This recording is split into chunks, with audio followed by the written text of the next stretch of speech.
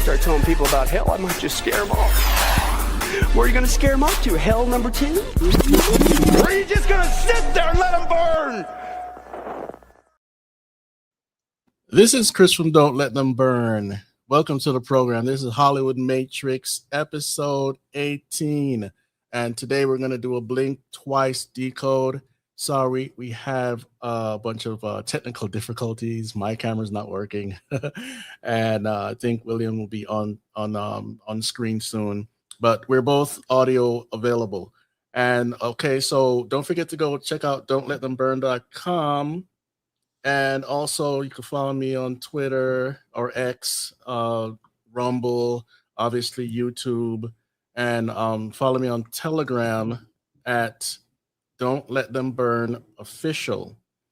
And so if you're new to this channel, we ask for you to share and comment in the comment section. Give us a thumbs up. And this is going to be a pretty interesting decode.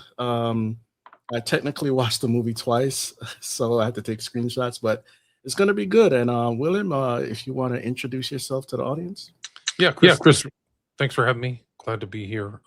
This movie came to my attention through my research in the Epstein files, so there might be some overlap, but I also think it's particularly suited for you because of your artistic background. There's a lot of sculpture in this and art, but I am William Ramsey. I've written 5 books and have a podcast, so you can check out William Ramsey Investigates. I'm pretty much a full-time investigative journalist, cover a lot of different topics, but I do like to kind of decode Hollywood. I just did another one earlier today about Disclosure Day, which I believe is one of the most evil movies ever made.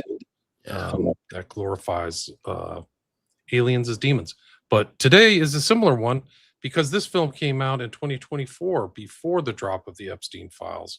So it's very interesting, and I do have a picture to share because the woman who directed this is Zoe Kravitz, who is kind of, I would say, Hollywood royalty. Her dad is Lenny Kravitz, and her mom is Lisa Bonet, and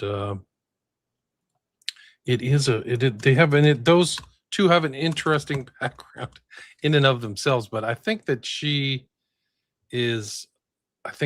around this stuff is my guess. I don't know her obviously, but I do think that if you could share this picture, I think it's a good intro. I should have put it into my slides, but this is from a great researcher named Becca Day, but it's Puff Daddy with Trump, and this woman in blue is a possible sex trafficking victim of Epstein. And then there's Lenny Kravitz right there.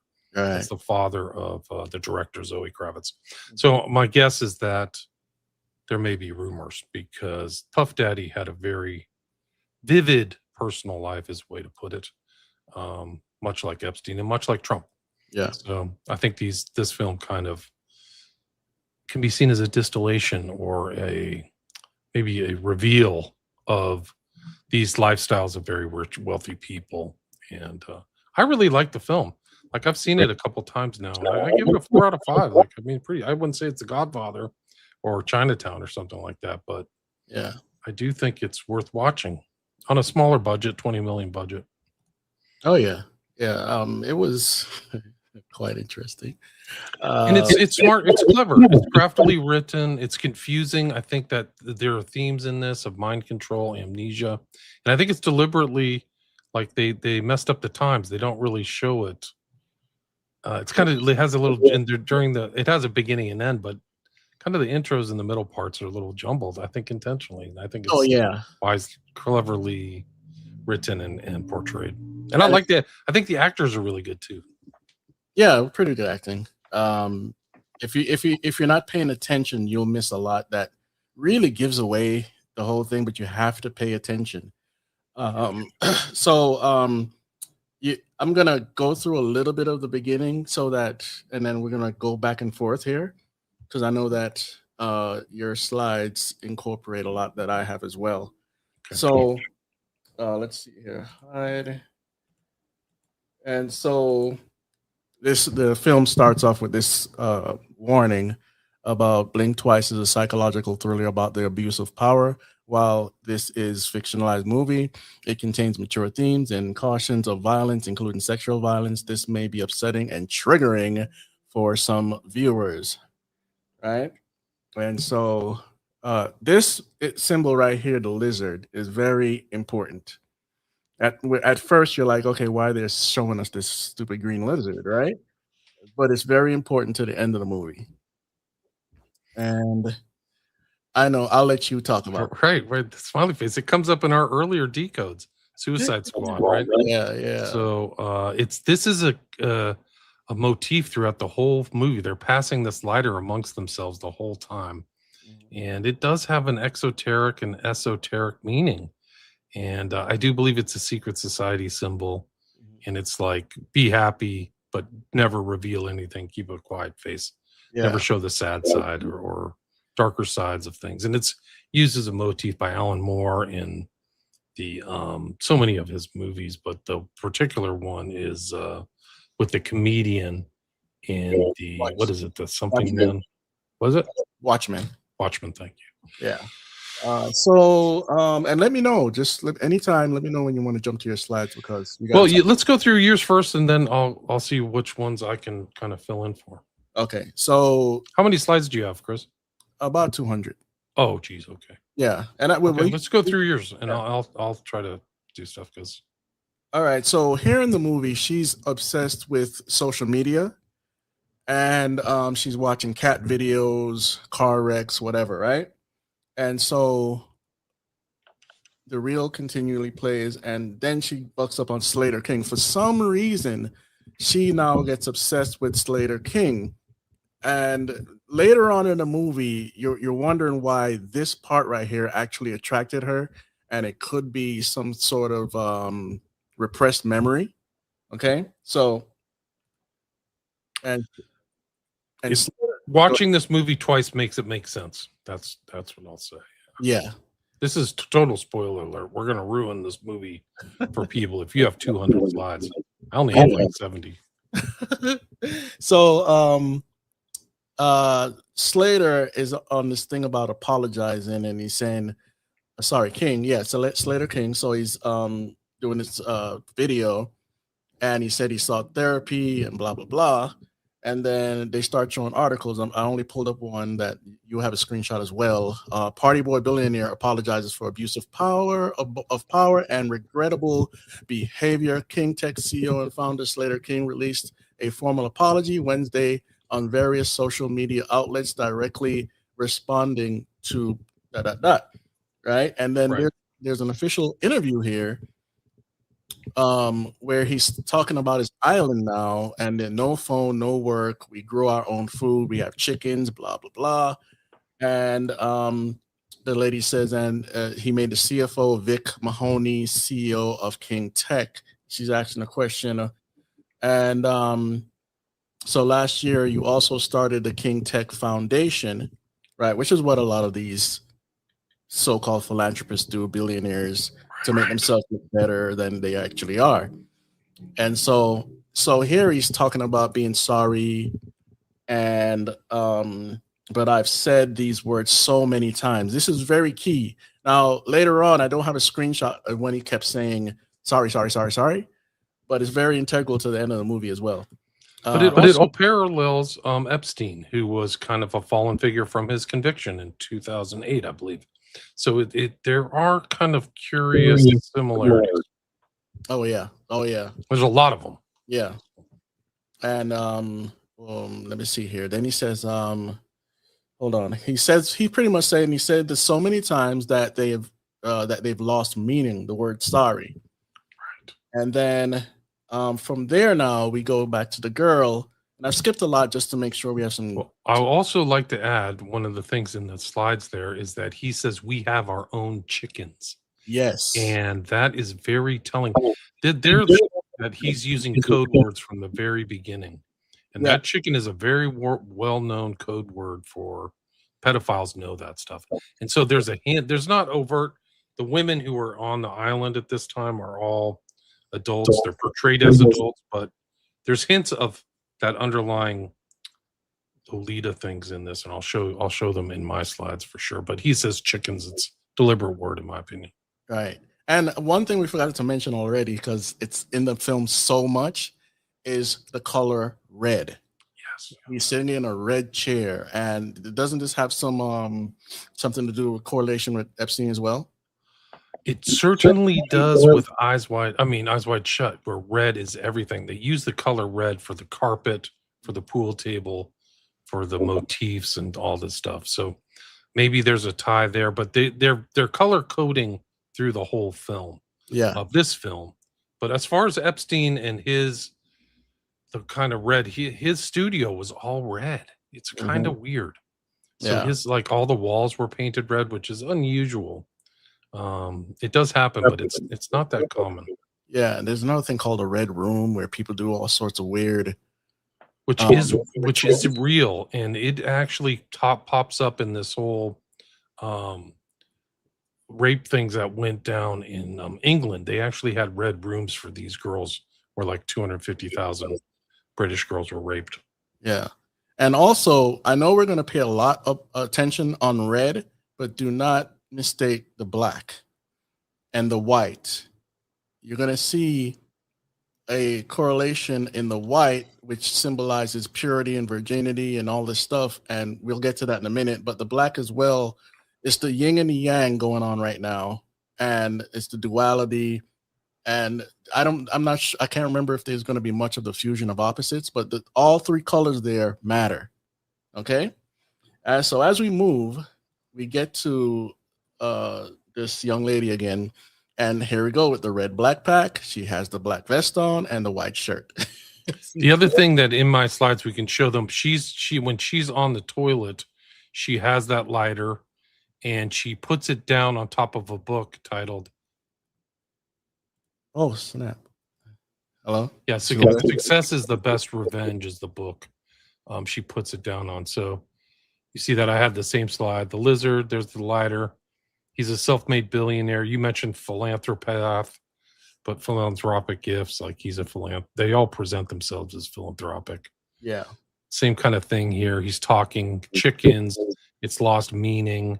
This is the lighter that shows up throughout the whole movie. Yeah. If you read the title there, it says Success is the Best Revenge. Well, yes. Frida, which is an unusual name, and it brings to mind Frida Kahlo for me, but I don't know. Maybe that's intentional. I don't know. But there's the lighter again. They throw it around and pass it around all the time. I have some of that too. Oh, this is interesting. Yeah, and this is where this next scene, which we'll show, and we can bounce back to your slides. But it's the museum that's in Mexico City. That's the outside. It's called the Sumaya Museum, and it's an interesting story in and of itself. And you'll see that here. These are pictures from the museum's website. You'll see The Thinker by Rodin. We talked about that in our Epstein Deviant Art discussion. And there's the Gates of Hell. We talked about that. So they're both next to each other. Yeah. And so this is the inside. And you see how impressive the Gates of Hell are compared to the individuals there. And for people, sorry, not to cut you off. Okay. For people that don't, this is not the Gates of Hell mentioned in the Bible by the Grotto of Pan. This is something totally different. Correct. It's I think based on biblical reference, but it's something by Rodin where he integrated a lot of his other sculptures, and you'll see this is the fairies, or what's the name of this one? The three shades in the back, and that predominates in this film. So you'll see them walking through this gallery in Blink Twice. So it's cool that they had it as a backdrop. And then there's also the Pieta. This kind of, I don't know who the artist of this particular Pieta. It's a common depiction in sculpture, but it is odd that these people are dressed the way the director chose to dress these people. It's almost in kind of a religious attire. Yeah. So this MC is almost in like a monk's habit, maybe, but I wouldn't wear this to a fancy party, whatever. Right. Maybe it's high fashion or something. Yeah. We did that show on Balenciaga, but we can bounce back to your slides. Okay. There's the Gates of Hell on the left. Yeah. This is the same shot, but with the tables. You see the red. So you see the continuation of the red theme, like you mentioned, and how impressive this building and the interior is. They really chose something pretty cool. This is directly from Epstein's files, guys. You can see the EFTA number on the bottom there. So Epstein was interested in buying this, And when I go back and check this out, the shows I did with Chris, because I think he read this entire thing about buying it for 22 or 23 million. We don't have to go into that. Here's the red and blue motif too. But if you want to bounce back to your slides, go ahead. Okay, let me see here. Boom, at the stage. All right, so before we get to those scenes, we have her with the red backpack on. And I don't know what it says there on the patch, but I just wanted to show the red, the black, and the white again. And so this is her boss giving her some bit about making herself invisible. This is a key moment in the beginning of the film because she doesn't want to be invisible. So this is psychologically repressing her to not show out. And they don't give a context of what happened prior to this, but he didn't like it. All right, so now the friend comes in and they say a couple of words and whatever, but here goes the thing about the lighter. Somebody's trying to borrow her lighter, and you don't catch it right away until you watch it again, you know? And she says, yeah, and I want it back. And this becomes a theme in the rest of the film as well. And she says, I'm going to have to write my name on that thing, right? And that's what happens in the rest of the film. Now, notice that the lighter is Frida, the black chick. That's the one that had the lighter prior. Right, so it's being passed around, right? Mm-hmm. Yeah. And that's the theme, right? Girls being passed around. Right. Right. So here we go. So she said, I heard you sneaking out last night at 3 a.m. Interesting time. But it seems like the woman was trying to connect with a old flame or something. So anyway, they skip to this now where she says to her friend, I just can't magically erase stuff from my brain. And this is another theme because it's all about forgetting. And you'll see it come alive as we amnesia, right? Yeah. So here's the scene again. So he's introducing himself to the audience and whatever. We want to talk. You all thank you all for being here tonight. And there's the red tables and then the black and the white again. So all three colors are important, but the red stands out to our brain because it's a color for attention. The rest of the colors are not, right? And in fact, white is not a color and black is not a color, if you know color theory. All right. So she now is looking for the host to come up. And remember, she's obsessed with King. She doesn't really know why she's obsessed with him, but she's obsessed anyway, right? So she's looking on.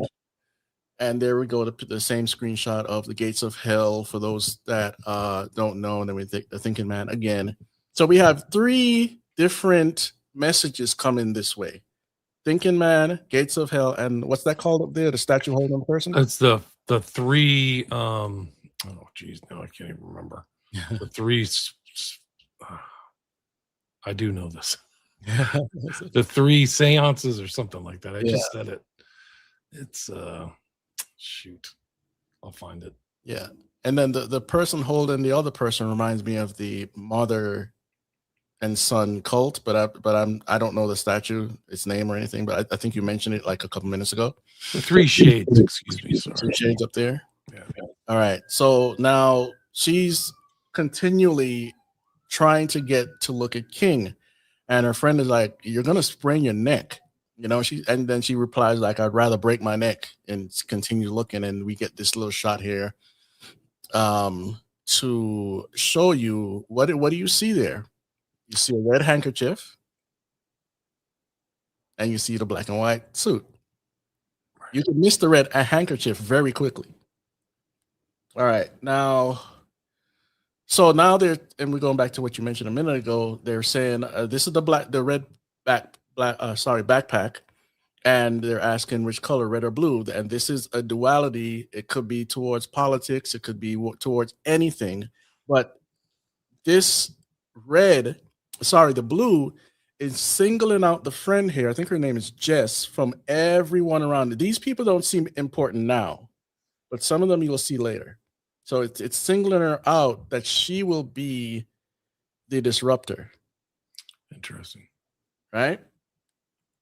And so now she's success is the best revenge. Same things. This is also another important theme, right? Right, yeah. And so from here, she says, you think he'll remember me? And we don't know the whole context of all that, right? Because and I can't say it yet, but yeah, major spoiler alert. yeah. So her friend says, who can forget you? And then so I stopped here because of the interesting statues all around, and I can't explain all of these things to you, but all of them are perverted. Right. Wow. Yeah. So and by the way, my understanding is this museum was put together by Carlos Slim, at one point one of the richest people in the world, if not the richest person. And he has a very vivid background. I'll leave it at that. Okay. And so we get to this scene, and it looks innocuous, like nothing's going on there, but the person to the left there, the one in the red and the one in the red bow tie, they're both important for later. Right? So visually, the director, what's her name again? Zoe Kravitz. Zoe Kravitz, you got to give her kudos for like putting all this stuff behind the scenes, so it registers with your mind later, but you don't really know. Let's see here. So guys, this is a very clever film. It's well crafted from beginning to end. It's bookended well too. Yeah, I don't know what that statue is in the background, but that's the same one I just said. It's the three seances, okay. The three shades. Yeah, got you. That's on the top of the gates of hell. Yeah, it's the same depiction. Okay, so now this is where Frida falls, accidentally, and glass breaks. Okay, let me say something. The fall here, it's not about fallen angels or anything like that. This happens 3 times in the movie for her. And so here she's on broken glass or near broken glass, and her friend is like, oh, like so embarrassing, right? And then she has the glass there with her, next to her, I mean. And in the middle of all this, King comes and picks her up and starts to introduce her to people. So I skipped some of those slides just to get to the point. And here she says, blink twice if I'm in danger, because she was just introduced to the VP of the company. And we don't know why she's even saying this. I don't even think she knows, right? And so as we move, I took this one because this. But he blinks twice. He does blink twice back to her. That's what's important. Okay. Is McLaughlin, who is the doctor, Dr. Stein. Yeah. Very important figure from beginning to end. He blinks twice back at her. Yeah. So he's telling her she's in danger. Mm-hmm. And this guy here, he's not super important except for one scene, a couple scenes in the end. He is a military. And I'll just leave it at that. And so he comes and helps her clean up her hand from the glass that cut her. Okay. Literally, the pictures of Epstein's like bodyguard looks almost exactly like this guy. What? Except without gray hair. Yeah. Wow. Yeah. No, it's incredible. Wow. So and he followed them around like this guy. Like it's so strange, Chris. Let me see if I can find his bodyguard, because it's just so the feel is so similar. Mm-hmm. So it must be something these wealthy people know about these like bodyguards, is how they operate like this. They're just ever present. They're more than bodyguards. That's the whole thing. Yeah. So yeah, he doesn't really talk in the movie until this scene and way later near the end. So they kept him on the wraps for a while. I think we would have got suspicious. I mean, from the minute we start the movie, we already know something's wrong, right? Right. Like, there's something amiss. Yeah. And so, unless you have something to show, nope. No. Yep. Okay. All right. So here, actually haven't asked your name. This is a ruse, but I'm not going to tell you why. And the guy back there is the VP. Right in the left there. That's the VP. And so No, that's not. That's the doctor. That's Stein. oh yeah, that's the Stein. therapist. That's Sorry Stein. about that. That's the therapist. Yeah. That's the therapist. He's an important figure because he's actually not the therapist. He's you'll see throughout the film, he's in contexts where like he walks out of the office with other people. Like what kind of therapy is that? He's got like they're all group therapy or something. Doesn't make any sense. Yeah. So he asks for her name and she says Frida, I'm Frida, and chuckles nervously. And he looks, this is the one of the most deceptive part of the movies. Deceptive in a good way that they're not giving you too much, but what the normal mind will think is that he's now into her for some strange reason. And they play through this throughout the whole movie. He doesn't kiss her, he might dance with her, maybe even give her a hug. But it seems like there's some interest in her that's so veiled, but it's supposed to be good, and it turns out that it's not. So anyway, now he's introduces her to the therapist, Dr. Rick Stein, I think. Stein. Yeah, and so chuckles. He's actually my therapist. Very nice to meet you. Blink twice if I'm in danger, right? And let's see. Let's not answer that one right away. Oh, yeah, he cuts him off from saying something to her because what's going on with these, or at least her at the moment, it's if he says a trigger word, things will start coming to her, right? And in the background there are the same people right there, mostly to the left. And then you have the security guard on the right, the military guy. They're all in presence.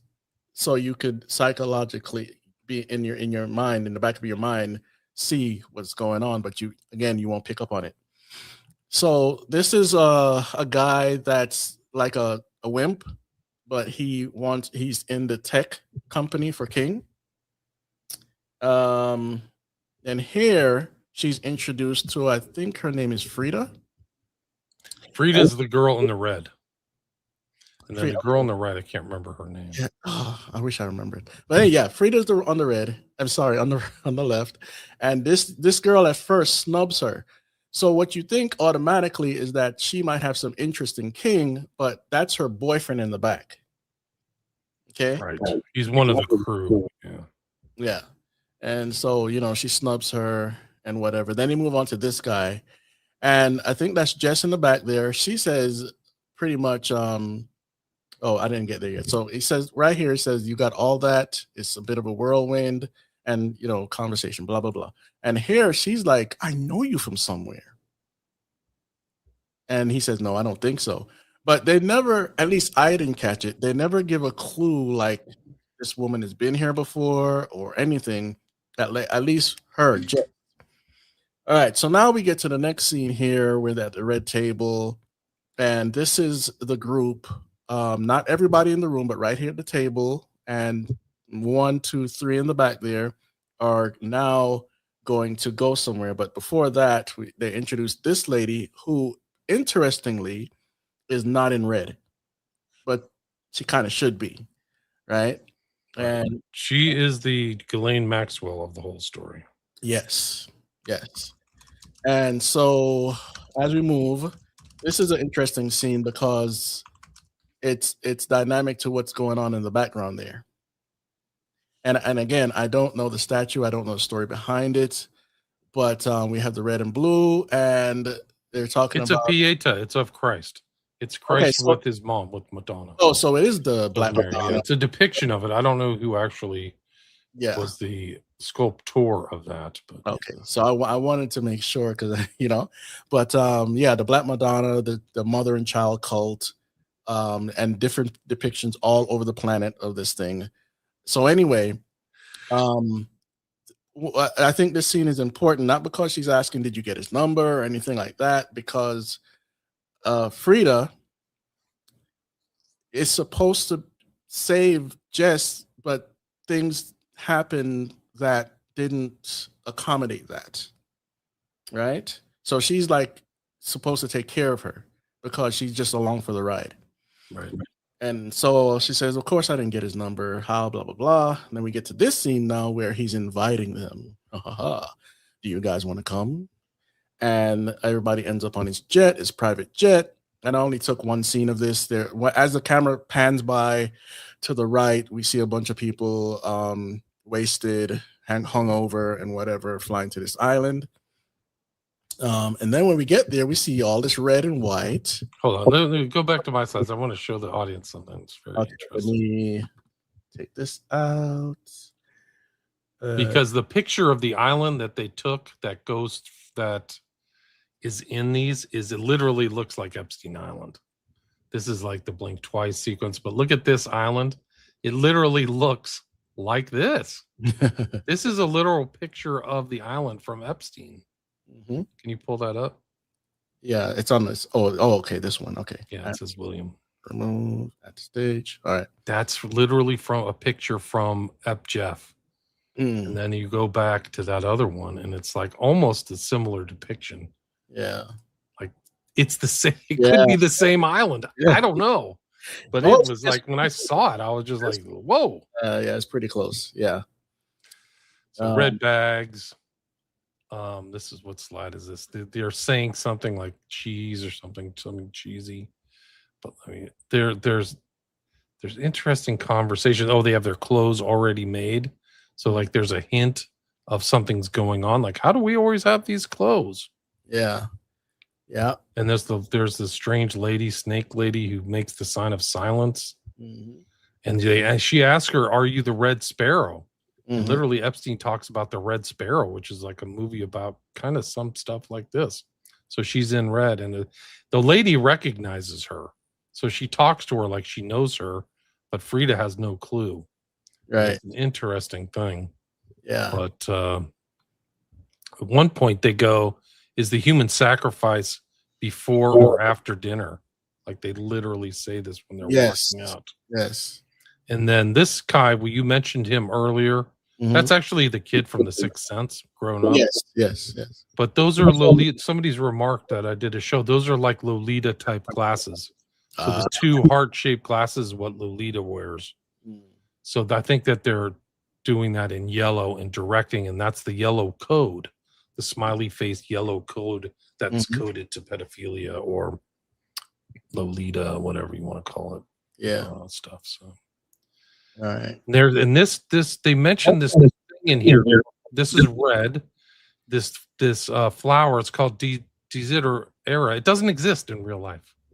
They made up a flower for this movie. Oh, okay. And she smells it a lot, and she sprays this Desideria on her body. And she sa's, "Forgetting is a gift." All right. Wait. Pause right there. We need to go back to my slide. Hold on. Remove and add. All right, let's see. All right, let's go. So pay attention to the building, all red and white, or sometimes it's all red. Notice right there in the back, they're carrying a red chair. Why would they be traveling with that? I'm like, what? Right, so it's his red throne chair. Wow. Yeah. Okay, good eye. Yeah. So when they're greeted now, by the woman in purple, she brings out a red bag, and they put all their cell phones in this bag, and some are resistant, but most of them just go ahead and do it. Now, I don't want you to miss this. She has on a red dress as well, and the other one has a mixture of whatever that is, but it's mostly red. And then we get to the shot now. 3 ladies in red dresses, one in blue because she's the disruptor, but the second disruptor is in black. Right. And the reason I'm saying disruptor, we'll get to that in a minute. But I just noticed that as I'm taking the screenshots here. So I'm like, why she's not in red, So anyway, and we didn't catch it at first, but the snake lady is right there in the middle at the back, the short lady. The short Hispanic lady. Now she doesn't hardly speak a lick of English, but as we move, then they show us the title, blink blink, really quickly too, and then we see this guy taking his photos. Seems like he's the best friend of the king guy. And back to the flowers again. This is his favorite place, and she goes and she sniffs and she says she'll be all right, and then she continues to walk in or observe the place, and then we get the red flower on the bed with a dress. If you're not looking carefully, you'll miss the dress and how it's laid out like an angel. See that? And so in the bathroom now, you have the perfume that's made from the fake plant, which we'll get to the name in 2 seconds. Descendaria. All right. And so she starts to spray this thing all over her. And then she finds a red lipstick in the drawer there. But it seems like she thought maybe it belonged to another woman or something. So that was a little confusing, but whatever, right? So then she meets up with this lady who is the snake lady. She has snake tattoos all over her, and she keeps calling her Red Rabbit, Red Rabbit.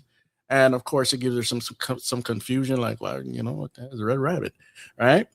And so now they're back to what you just showed. They're walking out there together, and Jess, the disruptor, says, "So do you think it's weird that there's like clothes for us?"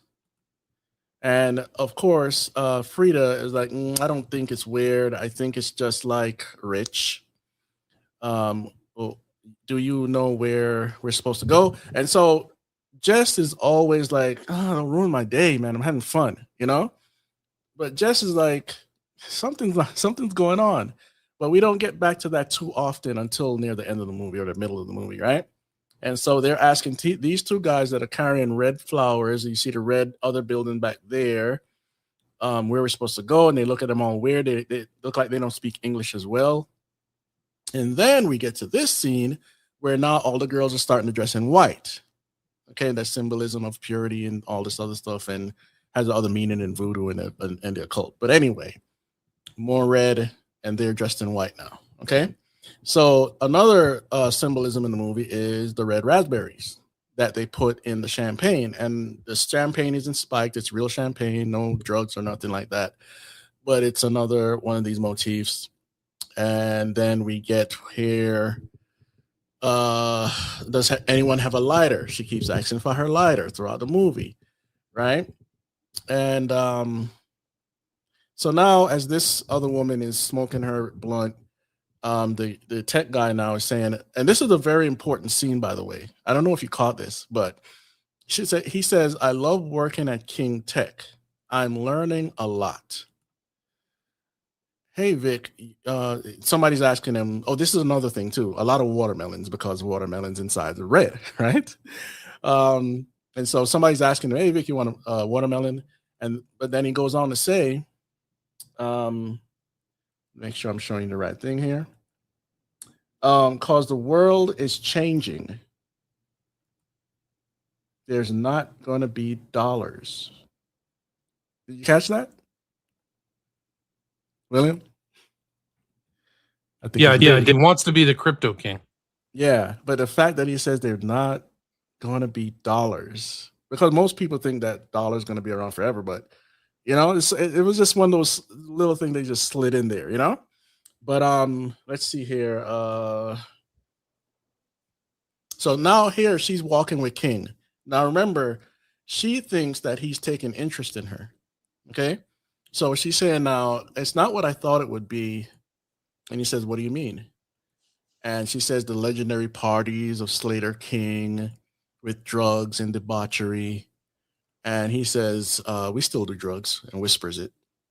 So in the next scene now, someone drops some red bags on the floor, and she runs to help her. It's the lady from the beginning in the purple dress. I can't remember. I don't even remember her name.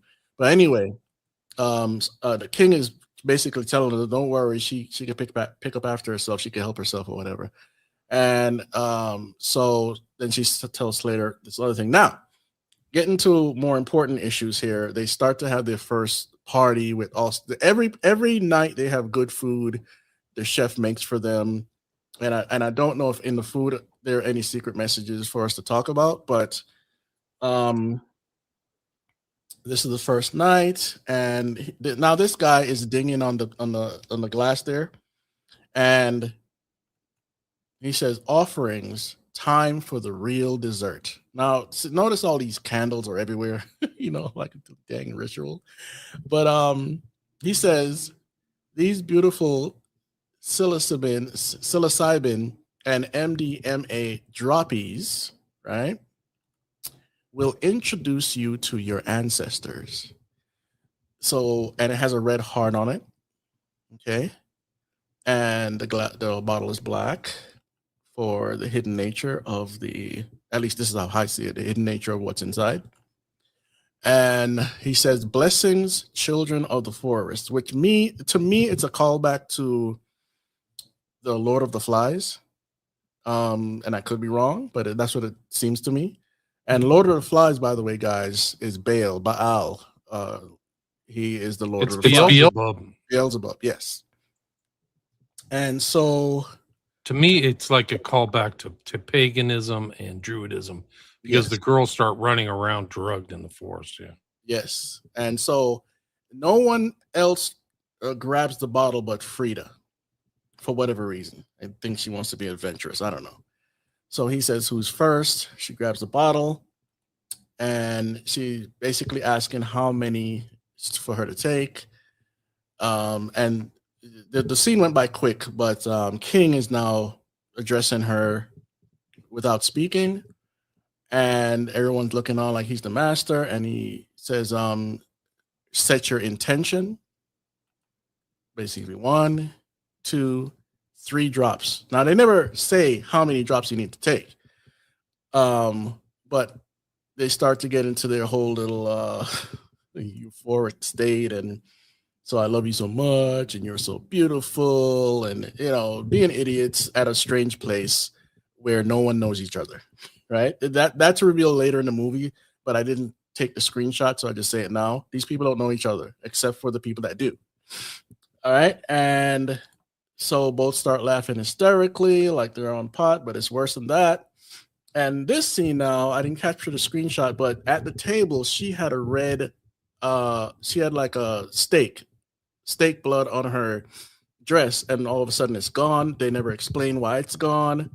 We don't know if she's hallucinating, but the camera's looking, so we can't tell. And on her nails there are some sort of animal. So anyway, the next day, she's who is this looking at? I think it's Jess looking on from the pool, and she sees the lady again. Now they have a snake problem around the property. These yellow vipers that they constantly have to kill, but later on we'll see that they're using them for something else. And so the lady looks at her and kind of gives this weird looking laugh, and you see her snake tattoos, and she's the only one that we know of that's constantly catching these snakes, right? And so anyway, as we move, we see the women in their druid-like performance here, saying 6 and all of these other numbers. This is one of the weirdest scenes in the movie, because are they only acting like this because they're on drugs? And if they are only acting like this because they're on drugs, who prompted them to do this? Because it's really symbolic of a lot of things that go into paganism. And so a lot of so there are about 5 nights of this whole dancing, drug infested, no orgies are going on or anything like that, but there are drug parties, and the dancing, the walking around in these white dresses, and a lot of laying around by the pool drinking champagne with raspberry in it. So as we move, this woman is asking for a lighter again, right? And I don't know what this woman's name is, but she's the one with the lighter this time. And she has the red flowers in her head. I don't know what that means, but you have the white chessboard. So eventually this chessboard shows up a couple times. So there's going to be a checkmate somewhere, but it's not what you think. And then they skip to purposefully show us more red, the red jelly. Like, okay, this kind of looks, what are you trying to tell us here? Right. And of course she eats it, and then we move on to what happens in this movie. They switch from day to night so fast that you don't know what day it is, and that's it's intentional. This is where it gets confusing. Yes, they're deliberately fuzzying time. Right. So they're Because deliberately making it unclear what's day, what night, what's following what. yes, and the theme in the movie, remember, remembering, forgetting, remembering, forgetting. So the women later on start to say, I don't know what day it is. And other people say, I don't care what day it is, you know? And so in this scene now, she's explaining to King in the night scene, obviously, that he says he sees blue cats on her nails, and she makes this corny joke about their nail mals, right? And they go through that conversation, and he knows what's going on, but she doesn't. And so anyway, after the scene, she ends up with his what's that thing called? Vape pen. And later she ends up in the red chair, walking through his property. She's not supposed to be in there. And who comes out later is, guess who? The The therapist. therapist. He's in therapy with the guy, his buddy Slater, whatever. And Christian Yeah. Slater, I forgot his name, but Yeah. And I don't know, we have to kind of look at everything. I don't know what that statue is in the background. Somebody doing a dap, which is from Freemasonry, by the way. For those that know, that's where the dance came from. And so he walks up and they're introducing him to Frida again, right? And she says, I remember you. And he looks like, you ain't supposed to remember nothing. Right? He's like looking at her so weird. And she says, from the gala. Blink twice if I'm in danger. And she chuckles, right? And he says, yeah, that's right. But this is not really explained right here. I'm kind of jumping ahead just a little bit, right? So anyway, as we move, but the yellow is very important too. He walks out with the yellow shirt, the same. Oh yeah. The same yellow as the lighter that's being passed around. Yes. And here goes yellow again. And does it connect to directly? Because she's the only one with the yellow towel over her body, and that's important for later. But there we go, passing the lighter on again. And then they ask about Cody's special knife. Cody is the coder. Now, I didn't get those screenshots because they're not super, super important until later, but still, wouldn't waste time on that. But I just don't know where it went. And so anyway, just now walking around in the bushes somewhere, and guess who she see? The yellow viper getting picked up by the woman that they killed again. This lady's constantly picking up snakes. So she looks weirded out, like, and she's technically the only smart one there, but not too smart.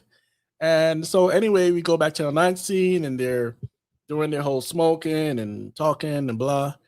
And let's see, who has got it? Who has got it? She's asking for her lighter again. And this woman here says, I don't even remember taking it.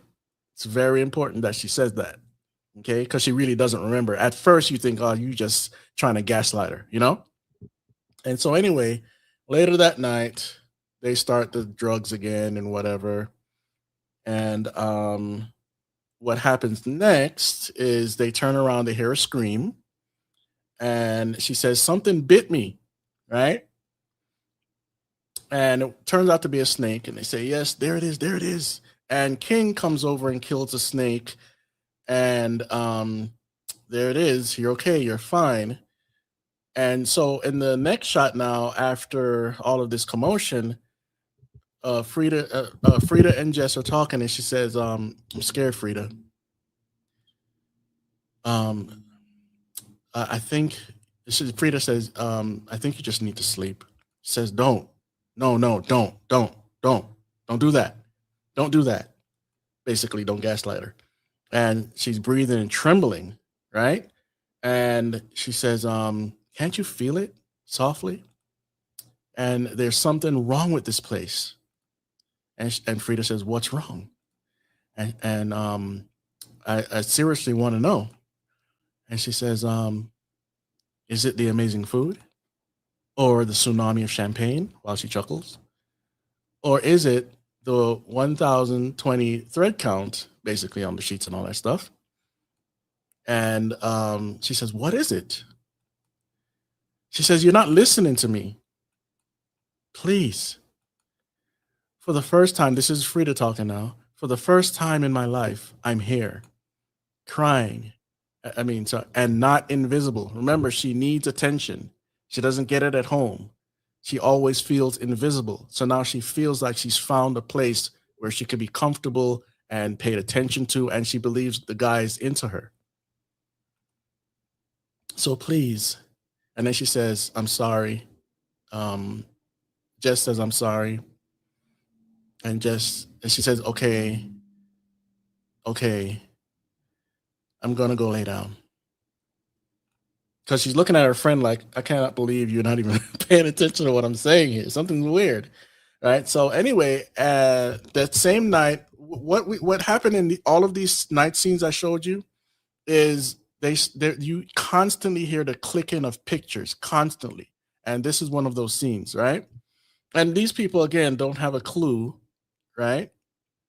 And here is Jess now bleeding from her nose because she was bitten by the snake. And very important for you to remember about the snake bite and the venom. Okay. So now Frida is going wherever she's going, and she finds a red bag on the floor.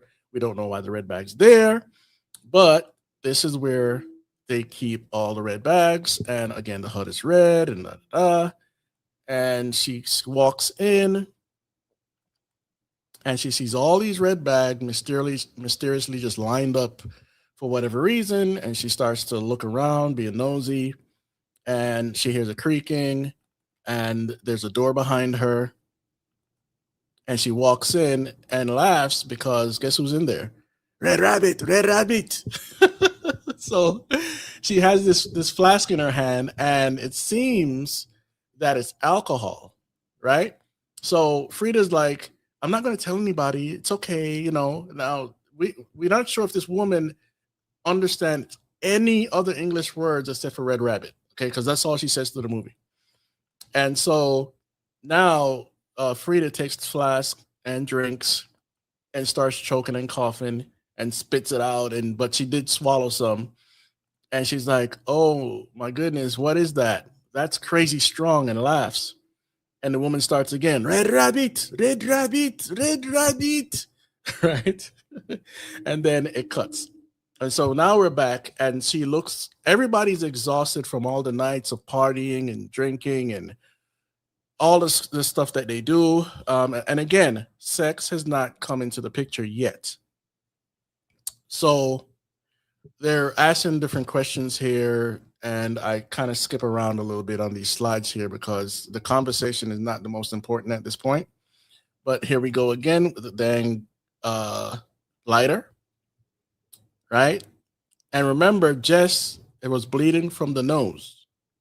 And Jess is not at the table with everyone else. Okay? So they're at the poolside now, and Frida here is like, "Hold on, where's Jess?" And the girls are like, "What do you mean?" Now, to the person that's seeing this for the first time, you might think, "Oh, these girls are just trying to gaslight her. They know exactly what's going on, you know?" And she's like, "What do you mean? What I mean? Like, you should know who I'm talking about." And they all turn around and look at her. Who is Jess? Right? You okay? And so I skipped a bunch of dialogue here and just tried to skip down to where we get to this scene where, okay, so Frida couldn't remember a few things. She drank the venom and she started to bleed from the nose as well. And so now she's telling this girl what's going on, and she thought she was crazy at first, and then now she hasn't drank the venom, but she's listening. And she says here, "I'm having a great time here." But then she goes into the thing about them distracting us with these cute little outfits, and they shower us with raspberry and champagne. and we know what's really going on, but she doesn't really know. She's just assuming because of the showering and everything that we really know what's going on. And this knife is the knife they were talking about from Cody, but it showed up earlier in the movie. And Frida had it first, and the girl in the green thought she was crazy, so put down the knife. And then she picks it up and she's going on her tirade, right? But anyway, as we move, they get into the same room again, and Frida's like, your friend, you remember her? Or is it the young lady? Anyway, they said that. One of them said that, but now she's like, I'm pretty sure it's snake venom. And you think you think snake venom's gonna make us remember? And she drinks it, right? So they've come up with a scheme now to get all the girls to remember. And now I'm specifically only talking about the girls, and I'm saying that for a particular reason. So they decide to serve the venom with tequila to kind of numb the taste in the women, right? In the women's taste buds. So they all start drinking their tequila and all this stuff, and they're like, "Oh, this tastes it's pretty strong. It's kind of nasty, whatever, right?" And so this young lady here, she starts to remember the guy behind her is walking up because that's supposed to be her boyfriend, who is also capable of what's going to go on later. And she elbows him accidentally in the nose, and he's like, "What? Why'd you do that?" Blah blah blah, and he walks off. So anyway, so this young lady and Frida are free from the forgetting drink, right? The thing that makes you forget, right? I think it's the perfume actually. And so here we go. She's now headed to this headquarters to where she wants to investigate and find the cell phones, right? And she finds out that the cell phones are pretty much useless. Their batteries probably died. It's been a couple days or whatever, you know. But she also finds pictures of people that have been there already, right? And people, you know, she doesn't really know what's going on, but she's like surprised that all these photos have been taken. And so King now returns and he's going up to where she is, but he's not necessarily looking for her. But he did ask about her whereabouts. And now in this room, you want to say anything about this picture on the wall, William? No, it's just there's a lot of strange art, just like on Epstein's house. There's a lot of strange stuff. I unfortunately am up against a time constraint. Maybe we should do a part 2. Like we're at the hour mark too. Okay. So I gotta run, but thanks for having me. Appreciate it. All right. If you want to just keep going, you can. That's fine. I gotta run. All right, Chris. Peace. All right, I'll finish it up. See you later. Bye. All right. So I'm not sure about all the symbolisms on the wall with the rabbits and the Kingsman or whatever that is, but here they're trying to make you seem like they're trying to make it seem like he caught her, because he's like, "What are you gonna do? Or what are we gonna do about you?" Right? And he says, And they show her under his desk.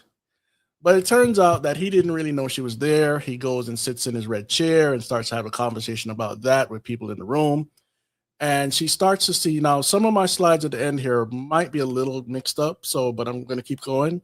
So right while she's under the desk here, she starts to have a memory about somebody hitting something, and they have like a cross on their neck, and for some reason that triggers a memory. And the next scene here is where she sees some sort of I don't know what that is on the floor, but we don't really know what's going on exactly, but we hear somebody say, "Stop moving, babe." The Spanish girl and the boyfriend, he's saying that to her. So we don't know what's going on yet. And then we flash back to the chair. He's sitting there, he's having this conversation about the stupid chair. And then we flash back to her, and she's like really down about what she's starting to remember now, right? And then somebody else says, "Stop moving." And now we see the women laid out on the ground. And we see Frida here, like this is not happening in real time. She's remembering what all of the girls have forgotten previously, right? And so she says, shut up. She got bit. She remembers everything.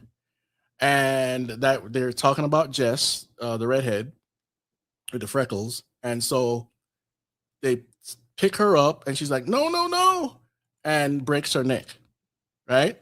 And I think that's King standing over her. So he's not afraid to murder people, right? So now this is just going backwards a little bit to where this is when they served everyone the venom alcohol, and this statue there in the back, pretty peculiar. I don't know what it means. I just know it's kind of creepy and naked. And so they're having this big laughter moment. And this is the guy with the cross thing I was talking about when she had her memory. But this time the memory is going to flash back to something more horrific. And I'm going to skip by this really quick because I didn't mean to keep the slide in here. But that's where they started raping the women and tying them up on trees. And you see right back there to the right is the bodyguard, the military guy, right?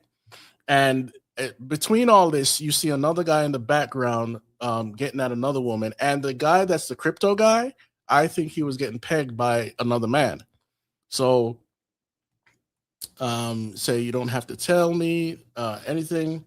And so at the same time, I think Frida's always also getting, and I think we're going to get to that slide in a minute. This is the woman again that's the Ghislaine Maxwell of the show. She just drank alcohol and started eating jelly beans and whatnot. So let's see where this is. Going backwards again a little bit. This is when Frida comes out from seeing the cell phones. And they're like, oh, there's Frida. Come on over. And she's asking her, how did it go? And she said the cell phones were useless. And they're looking like that because King is around and they don't want to show they're distraught. So they try to act like everything is normal. Now, back to the night of the whole debauchery and rape scenes. He's chasing the woman around. And again, none of them were expecting this. And now she's tied up here. And the therapist and King, the reason why the therapist has said amazing is because he asked King, do you think she's not going to remember any of this? And King is like, nope. And he says amazing, right? And then they move on to do whatever they're going to do with her. And so now comes the girl revenge part where some guys are, I think he got stabbed, and then she follows him down to the pool and continues stabbing him. This part is when he caught one of the girls, and the guy there is there to make sure that everything goes right so that he can take care of her.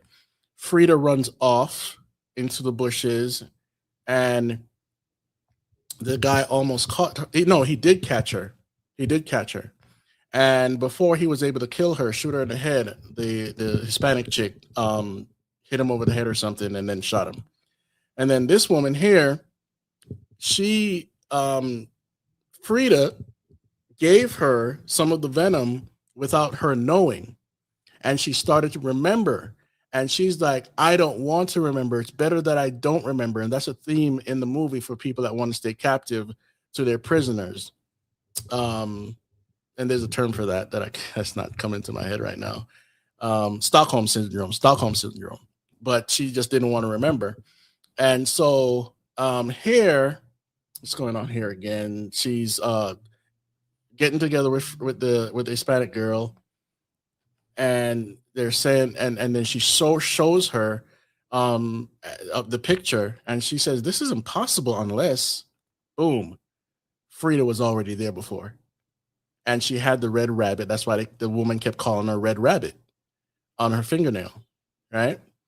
And so now they go to take care of business and kill some more guys. And in the middle of that, he's here in his throne in the room full of candles, and he's telling the Cody guy that you do nothing. You just do nothing. Cody's like, what do you mean? Basically, what he's saying is, you saw all of this go on, and you did nothing to help the girls. And the guy runs off when he heard something outside, and he gets shot by the Hispanic girl. And I'm not sure why he's saying it's good there, but now another memory comes back. Oh, he caught what's her name? Frida is in the room now, and he threw her to the floor, and now she gets flashbacks of when she was actually there before. And again, here comes the theme of the picture, the Polaroid. She's running. Right here, she's caught by her dress. He's holding her, and then she falls and hit her head on a rock. And then we see the lizard. That's why the lizard was in the beginning of the movie, because that's what she was staring at, right? And he turns her over, and she just smiles. And then we get back to the room that he's standing over her.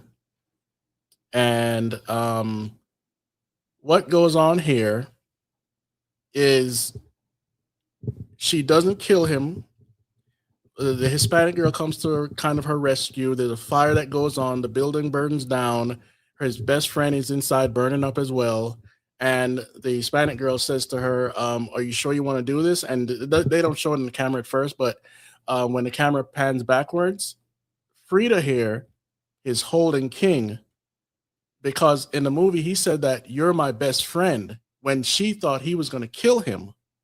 He was going to kill her. He said, why would I kill you? You're my best friend. Now, they don't explain what all that means, some sort of strange relationship. But then we skip now to this room again, right? And it's the same welcome party. And we see this guy walking from the gates of hell again. And someone brings up this potion and it has flowers on the fingernail this time instead of animals. And this is the potion that helps you to forget. Remember, and it's her, right?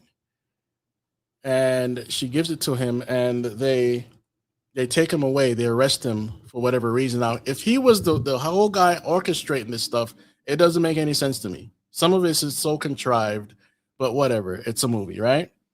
And so a lot of the songs played in this movie are directly to different themes or whatever. And it says, look at me, you know what you see. And it goes on. And that's pretty much the end of the movie, guys. That's pretty much the end of the Decode. And it's directed by Zoe Kravitz. And what else can I say? That is it for this breakdown. Hope you enjoyed it. Sorry, my camera's not working. Let's see here what's going on in the comments. It's Hollywood Wand. It's by Wally Tango Foxtrot Force at 4721. Let's see. Popcorn Yellow Striped, small popcorn. Let's see. Somebody says something about Tim. Let him cook. Let's see here. All right. Thank you guys for joining me. And William, sorry, William had to jet out because of time constraints, but I think this was fun. I think we uncovered a lot. There's a lot more to uncover, but I don't want to watch this movie again and catch the stuff that I missed. So I think we did a good job. And thank you for joining me. And, hope to see you on the next one. This is Hollywood Matrix. We have our playlist there. Our memberships are open on YouTube and on Locals and Patreon. And don't forget to support William Ramsey and his efforts on covering the dark mysteries out there in the occult as an investigator. And we also talk about technology on this platform. We talk about comic books, video games, whatever we have to do to expose darkness and uplift the name of Jesus Christ, we do. So thanks again for joining me. And don't forget, spread the gospel and don't let them burn. If you like our videos, don't forget to hit the subscribe button and the notification bell to get all our frequent updates.